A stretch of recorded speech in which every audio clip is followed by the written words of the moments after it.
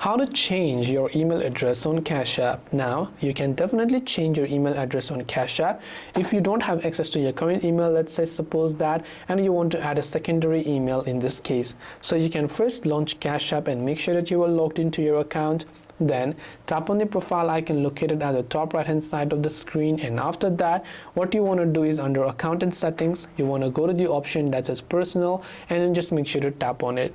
Then when you tap on personal, what you want to do is you can see my current email, but let's say I want to change this email. Well, all I have to do is simply tap on it here, then tap on remove email. After I remove my email, then I can tap on add phone or email option again, then tap on the add email address option again. Then I can simply go ahead and then make sure to enter the new email address that I would like to use in this case, but make sure you have access to the new email.